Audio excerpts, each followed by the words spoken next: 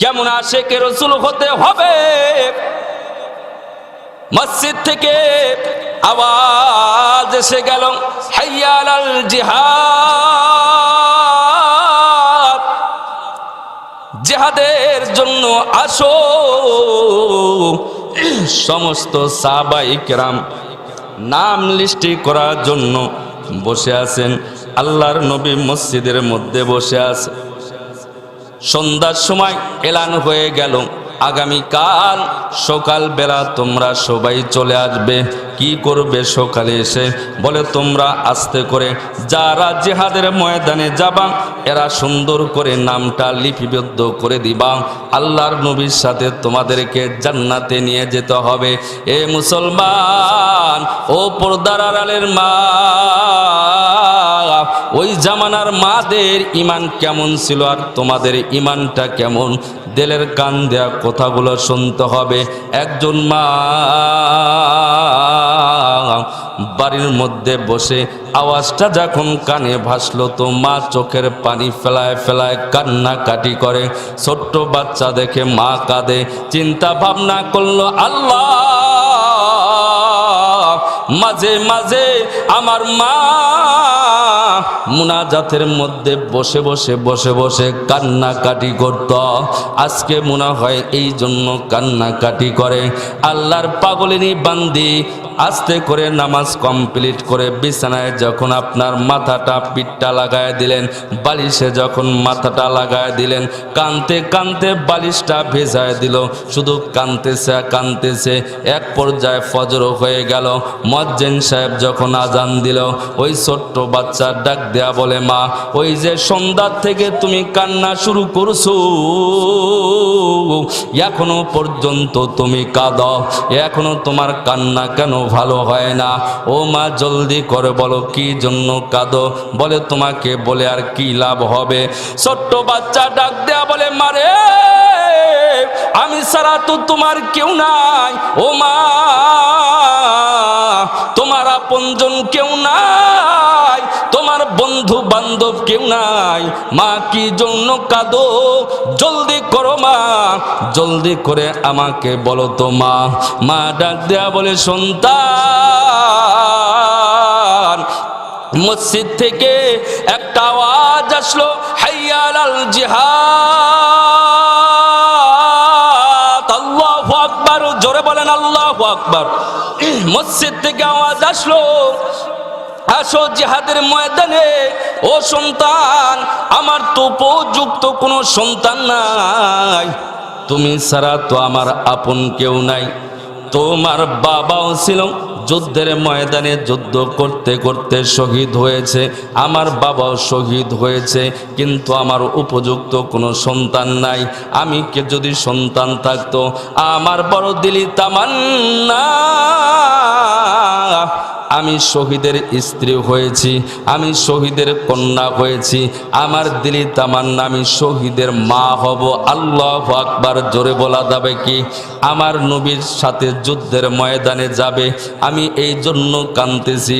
একটা যদি সন্তান থাকতো, আমি আমার সন্তানকে আমি জিহাদের ময়দানে পাঠায় দিতাম, নবীর আপনার হেফাজত করার জন্য, নবীর জন্য জীবনটা বিসর্জন যাওয়ার জন্য, নবীর সাথে আমি যুদ্ধের ময়দানে পাঠায় দিতাম। ছোট্ট বাচ্চা মাত্র আপনার 5 বছর কিংবা 4.5 বছরের, আপনার 4.5 বছরের বাচ্চা মাকে ডাক দেয়া বলে, মা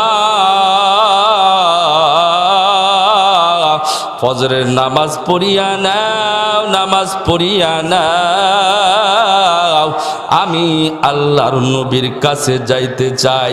বলে কি কারণে? বলে আমি যুদ্ধের ময়দানে যেতে চাই। আল্লাহু আকবার বলেন, আল্লাহু আকবার। ও মা, শুধু তুমি নবীকে ভালোবাসো না, আমিও নবীকে আমার জীবনের চাইতে বেশি ভালোবাসি।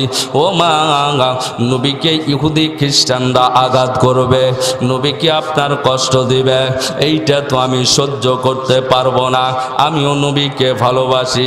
বলে তুমি কেমনে যুদ্ধ করতে যাবা? তুমি তো তলোয়ারটা উঁচু করতে পারো না, তুমি তো তীরও মারতে পারবা না। বলে মা গো, আমাকে নিয়ে চলো, আল্লাহর নবীর দরবারে তুমি আমাকে নিয়ে চলো। আল্লাহর নবীর দরবারে যখন নিয়ে গেলেন, সাহাবায়ে কেরাম সবাই লাইন লেগে আছে, নাম লিপিবদ্ধ হচ্ছে। তোমার নাম কি? বলে আব্দুল্লাহ। বলে তোমার নাম কি? বলে আব্দুর রহমান। বলে তোমার নাম কি? আমার নাম অমুক। এমন ভাবে সবাই যখন নাম লিখতেছে, হঠাৎ করে দেখে একজন মহিলা ছোট্ট শিশু বাচ্চা কোলে নিয়ে, 4 কিংবা 4.5 বছরের বাচ্চাকে কোলে নিয়ে আল্লাহর নবীর সেই আপনার সাহাবায়ে কেরামের লাইনে দাঁড়ায় গিয়েছে। ডাক দেয়া বলে, ও মা, কোনো মহিলা মানুষ জিহাদের ময়দানে যাওয়া এলাও না, তুমি কেন আসলা? জলদি করে বলো। বলে আমার নামটা লেখেন। বলে না, মহিলা মানুষ জিহাদের ময়দানে আল্লাহ রসুল নিতে নিষেধ করেছেন, তোমাকে নেওয়া যাবে না। বলে আমার সন্তানের নামটা বলো, লেখো। বলে তোমার সন্তান কেমনে যাবে জিহাদের ময়দানে? তলোয়ারটা তো ধরতে পারবে না, তীর নিক্ষেপ করতে পারবে না, এই সন্তানকে নিয়ে তো যুদ্ধের ময়দানে যাওয়া যাবে না। বলে না না, আমার সন্তানকে নাও। এভাবে কথোপকথন হচ্ছে। এক পর্যায়ে সাহাবী একটু রাগান্বিত হয়ে ডাক দেয়া বললেন, ও বোন, তোমাকে বার বলছি, এই ছোট্ট বাচ্চাকে নেওয়া যাবে না, যুদ্ধের ময়দানে নেওয়া যাবে না, তুমি কেন এসে ডিস্টার্ব করো? এক পর্যায়ে আল্লাহ রসুলের কানে যখন পৌঁছায় গেল, জান্নাতি কানে যখন পৌঁছায় যায়, নবী ডাক দেয়া বললেন, সাহাবীরা বাহিরে কি এমন ভাবে কথা কাটাকাটি কেন? আল্লাহর নবীর সাহাবী ডাক দেয়া বলে, ইয়া রাসূলুল্লাহ, বলেন সাল্লাল্লাহু আলাইহি ওয়াসাল্লাম, ও নবী, আপনার একজন বান্দি, আল্লাহর একজন বান্দি আপনার ছোট্ট উম্মতকে কোলে নিয়ে আসছে, তারে নাকি জিহাদের ময়দানে নিয়ে যাইতে হবে, বারংবার প্রেসার কিক করে।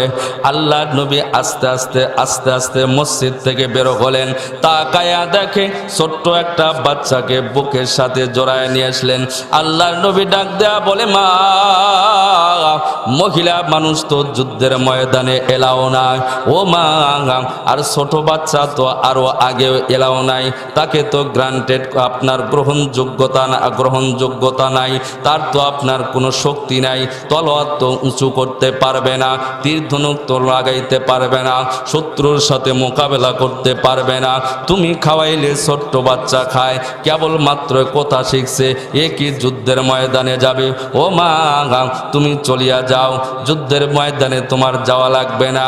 আল্লাহ রসুল যখন চলে যাবে, ছোট্ট বাচ্চাকে মা কোলে নিয়ে ডাক দেয়া বলে, বাবা চল যাই, আমার কপালে শহীদের মা হওয়া এই বছর আর হবে না, জানি না হতে পারবো কিনা। আহারে, আমার নবীকে যদি কাফেররা তীর মারে, ওই জান্নাতি শরীর মোবারকে তীর যদি লেগে যায়, নবী আমার বালির মধ্যে কাতরাবে। অতএব আমি চাই আমার সন্তান একটু বুকটা পেতে দিয়ে তীরটা যেন আপনার সিনার মধ্যে, বুকের মধ্যে ঢোকায় নাই। মায়ের চোখের পানি দেখে ছোট্ট বাচ্চা ডাক দেয়া বলে, মা, মেহেরবানি করিয়া আল্লাহর রসুলের কাছে আমাকে নিয়ে যাও মা, নবীর সাথে আমি একটু কথা বলতে চাই, 3টা প্রশ্ন করতে চাই, মেহেরবানি করে একটু নিয়ে যাও। আল্লাহর নবীর কাছে যখন নিয়ে গেলেন, ডাক দেয়া বললেন, ইয়া রাসূলুল্লাহ, জানতে চাই নবী গো, মেহেরবানি করে আমাকে বলেন তো, ইয়া রাসূলুল্লাহ, আমি জিহাদের ময়দানে যাব, নবী গো, আমাকে আপনি জিহাদের ময়দানে নিয়ে যান। আল্লাহর নবী ডাক দেয়া বললেন, ছোট সাহাবী, যুদ্ধের ময়দানে গিয়ে তো তুমি কোনো উপকার করতে পারবা না। বলি, ইয়া রাসূলুল্লাহ, পারবো নবী গো, যেই দিক থেকে তীর আসবে আপনি ঢাল দিয়া তীরটা ছানবেন না, আমি ছোট্ট এই বাচ্চাকে ঢাল বানায়া ধরবেন। ও নবী, তীর আসিয়া আমার বুক ভেদ করিয়া চলিয়া আঘাত লাগবে, আমার কলিজা বের হয়ে যাবে, আমার কোনো আপত্তি নাই, কিন্তু রহমতের নবীর শরীরে তীর লাগবে এটা আমি মানতে পারি না। নবী গো, আমাকে জিহাদের ময়দানে নিয়ে যাইতে হবে। ইয়া রাসূলুল্লাহ, কথা হলো কি, নবী আমার চুলার মধ্যে আপনার আমার মাকে দেখছি চুলাতে আগুন ধরানোর জন্য ছোট্ট ছোট্ট লাকড়ি, ছোট্ট ছোট্ট খড়ি দেয়, এরপরে বড় বড় খড়ি দেয়। কথা বলেন ঠিক কি না? নবী আমার যুদ্ধের ময়দানে আমাকে ছোট খড়ি হিসাবে ব্যবহার করবেন। ওই বড় খড়িতে, তার মানে বড় সাহাবাদের ইমানটা আপনার বাড়ানোর জন্য এই ছোট্ট সাহাবীকে যুদ্ধের ময়দানে নিক্ষেপ করে দিবেন। আমাকে যখন কাটবে, আমাকে যখন শহীদ করবে, বড় সাহাবীরা সহ্য করতে পারবে না, যুদ্ধের ময়দানে একদম আগুন লেগে যাবে, ইমানদারদের আপনার বিজয় হবে। ইয়া রাসূলুল্লাহ, আমাকে পাঠায়া দেন। আল্লাহর নবী ছোট্ট মাসুম বাচ্চাকে বুকের সাথে জড়াইয়া, বুকের সাথে জড়াইয়া চোখের পানি ফেলে ডাক দেয়া বলে, রে বাবা, তোমার কথা তো আমার কলিজায় আঘাত করছে, তুমি চলে যাও। আমি বলছি, যখন তোমার প্রাপ্ত বয়সে উপনীত হবারে, সেই সময় তোমারে আমি যুদ্ধের ময়দানে নিয়ে যাব। এমন টাইমে জিবরাইল আমিন ডাক দেয়া বলি, ইয়া রাসূলুল্লাহ, আজকে মুজাহিদদের যেই লিস্টটা আপনি তৈয়ার করেছেন, লিস্টটা আমি একটু দেখতে চাই। আল্লাহর নবী আস্তে করে লিস্টটা বের করলেন। আল্লাহর নবী আপনার লিস্টটা দেখিয়া ওই আপনার জিবরাইল আমিন ডাক দেয়া বলে, ইয়া রাসূলুল্লাহ, সব ঠিক আছে, আল্লাহর লিস্টের সাথে আপনার লিস্টের সব ঠিক আছে, তবে এক জায়গায় ভুল, এক জায়গায় ভুল, তাছাড়া সব ঠিক আছে। বলে কি ভুল, কি ভুল, জলদি করে বলো। বলে, ইয়া রাসূলুল্লাহ, লিস্টটা আমি সঙ্গে করে আল্লাহ আমারে পাঠায় দিয়েছেন। আল্লাহ নবী পড়তে দেখে ওই ছোট্ট সাহাবীর নামটা লেখা আছে জান্নাত থেকে, আল্লাহর আদালত থেকে। জোরে বলেন সুবহানাল্লাহ। আল্লাহর আদালত থেকে লেখা। আল্লাহর নবীর ডাক দেয়া বললেন, ভাই জিবরাইল, এই ছোট বাচ্চার নামটা কেন লিখলেন? আল্লাহ তাআলা ডাক দেয়া বলেছেন, ও জিবরাইল, গিয়ে আমার বন্ধুকে গিয়া বলো, আমি আল্লাহ তারে দ্বীনের মুজাহিদ হিসাবে কবুল করলাম শুধুমাত্র কেবলমাত্র আমার বন্ধুকে ভালোবাসার কারণে। সম্মানিত ভাই সকল, কথা এখানেই আমি ইতি টানতেছি, এটা আমার বিষয় না, আমি বোঝাতে চাচ্ছি যে যেখানে যান না কেন নবী কিন্তু সবার। কথা বলেন ঠিক কিনা? কথা মনে রাখবেন, আমি দল বুঝি না, চরমোনাই বুঝি না, রসুলপুরি বুঝি না, ফুরফুরা বুঝি না, ডুবরা শরীফ বুঝি না, কোন দরবার আমি বুঝি না, তাবলিগ জামাত বুঝি না। আমার নবীর চরিত্র যদি কেউ আঘাত করে, ওই সময় আওয়ামী লীগ, বিএনপি, এরপরে চরমোনাই, ফুরফুরা, রসুলপুর টাইম নাই। আমার নবীর বিরুদ্ধে যারা স্লোগান দিবে, দল মত নির্বিশেষে, তাকে বাংলার জমিন থেকে দরকার হলে তাড়াতে বাধ্য করব। কথা বলেন ঠিক কিনা? আমার নবীর ইজ্জত হেফাজত করতে আপনারা রাজি আছেন তো ইনশাআল্লাহ? কারা কারা রাজি আছেন দুটি হাত আল্লাহকে দেখায়া দেন। লিল্লাহে তাকবীর। ইন্নামাল মুমিনুনাল্লাযীনা ইযা যুকিরাল্লাহু ওয়াজিলাত কুলুবুহুম ওয়া ইযা তুলিয়াত আলাইহিম আয়াতুহু যাদাতুহুম ঈমানাও ওয়া আলা রাব্বিহিম ইয়াতাওয়াক্কালুন। আল্লাহ তাআলা মুমিনের বৈশিষ্ট্য, মুমিনের গুণগুলা বলতেছেন। ইন্নামাল মুমিনুনাল্লাযীনা ইযা যুকিরাল্লাহ ওয়াজিলাত কুলুবুহুম। আল্লাহ তাআলা ডাক দেয়া বলে, ও মুমিনের দল, মুমিন তো তারাই যাদের সামনে আমি মালিকের জিকির করা হয়, যাদের সামনে আমি আল্লাহর কথা বলা হয়, ওয়াজিলাত কুলুবুহুম, তাদের কলবটা থরথর করে কাঁপে। জোরে বলেন সুবহানাল্লাহ। তারা সহ্য করতে পারে না। দেখবেন কিছু আল্লাহর পাগল আছে, ওই আল্লাহর পাগলগুলা আল্লাহর নাম শোনা মাত্রই তাদের কলবটা থরথর করে কাঁপা শুরু হয়। দুনিয়া তাদের ভালো লাগে না। কিছু আল্লাহর পাগল আছে, ওরা মসজিদে ঢুকতে চায় না। আবার কিছু পাগল আছে মসজিদে যাইতে চায় না। কথা বলেন ঠিক কিনা? এ ভাই কথা বলেন ঠিক কিনা? একটা মেসেজ দিয়ে আমি আমার বয়ানকে ইতি টানার চেষ্টা করব ইনশাল্লাহ। ঘাবড়ানোর কোনো দরকার নাই। আমুলিয়াতের নিয়াতে কথাগুলো শুনতে হবে। আল্লাহ তাআলা ডাক দেয়া বলেন মুমিনের গুণ সিফাত হলো তিনটা। জোরে বলেন কয়টা? একজন ব্যক্তির মধ্যে যদি তিনটা গুণ থাকে তো বুঝে নেবে আল্লাহর পাগল বান্দা মুমিন। জোরে বলেন সুবহানাল্লাহ। প্রথম নাম্বার গুণ হলো ইন্নামাল মুমিনুনা আল্লাযীনা ইযা যুকিরাল্লাহু ওয়াজিলাত কুলুবুহুম। আল্লাহর নাম যখন নেওয়া হয় ওই পাগল বান্দার কলবটা থরথর করে কাঁপে। আজকে কতবার আল্লাহর নাম নেওয়া হলো। আজকে যদি ওই পাগলগুলার আল্লাহর ভয় থাকতো, আল্লাহর মোহাব্বত যদি থাকতো, বাড়িতে বসে না থেকে প্যান্ডেলে এসে জমায়েত হয়ে যাইতো। কথা বলেন ঠিক কিনা? এই মাইক দিয়ে কিন্তু এলান হয়ে গিয়েছে আপনাদের গ্রামের একজন দুনিয়ার বুক থেকে বিদায় নিয়েছে। এ কলিজার টুকরা ভাই, উনি না হইয়া যদি আপনি হইতেন, উনি না হইয়া যদি আমি হইতাম, তাহলে কিন্তু আমার কোনো কর্তৃত্ব থাকতো না। কথা বলেন ঠিক কিনা? উনি না হইয়া এ ভাই, এখনো যারা বাড়িতে বসে বসে চিন্তা ভাবনা করতেছো যাব কি যাব না, ওই আজরাইল আলাইহিস সালাম উনার বাড়িতে না গিয়ে কিন্তু তোমার বাড়িতে আসতে পারতেন। কথা বলে না? কথা বলে না? আসতে পারতেন। ওই লম্বা লম্বা কদম আর থাকতো না, লম্বা লম্বা বয়ান আর থাকতো না, লম্বা লম্বা আওয়াজ আর থাকতো না। এই জন্য আল্লাহর ভয়টা নিয়ে জলদি করে ময়দানের মধ্যে ছুটে আসো। আল্লাহ তুমি আমাকে যেহেতু বাঁচায় রাখছো, এখানে আমরা মুসাফির, আমি মুসাফির হিসাবে বলি আল্লাহর রসুলের হাদিস মিথ্যা না? মিথ্যা নাকি বলেন? কথা বলেন মিথ্যা নাকি? যেই ব্যক্তি বলবে আল্লাহর নবীর হাদিস মিথ্যা, তার ঈমান নাই।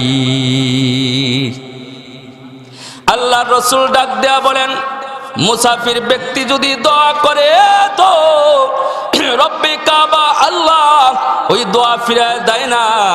আমি একজন ওলি না হতে পারি, আমি আল্লাহর ওলি না হতে পারি, ভালো আলেম না হতে পারি, আল্লাহর প্যারা বান্দা না হতে পারি, কিন্তু মুসাফির। কথা বলেন ঠিক কিনা? মুসাফির। আর এই মুসাফির যখন হাত তুলে তো আল্লাহ রসুল বলেন দোয়া ফিরা দেয় না। এ কলিজার টুকরা ভাইরা, এই জন্য এখনো যারা বাড়িতে বসে চিন্তা ভাবনা করতেছো, আসেন আসেন, খুব দ্রুত আসেন। একটি মেসেজ দেয়া ইনশাল্লাহ আমি বিদায় নেওয়ার চেষ্টা করব।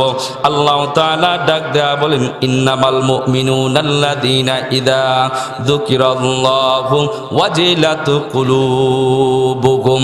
আল্লাহু আকবার। জোরে বলেন আল্লাহু আকবার।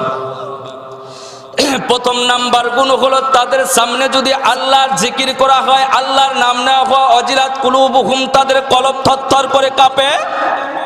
আমার ভাইরা বলতেছিলাম, কোনো মানুষকে টেনে ঘেঁষড়ে মসজিদে নেওয়া যায় না, আর কোনো মানুষকে মসজিদ থেকে বের করা যায় না। এমন আছে না নাই? কথা বলে না? আছে না নাই? কিছু মানুষ আছে শুক্রারি মুন্সি, শুধু শুক্রবারে নামাজ পড়ে। কথা কয় না? কথা বলেন না কেন? আছে না নাই? এই যে আপনাদের মসজিদটা যে হালাত, রসুলপুর মাদ্রাসা ছাত্র অবস্থা থেকে দেখছি একই হালত, কোনো পরিবর্তন নেই।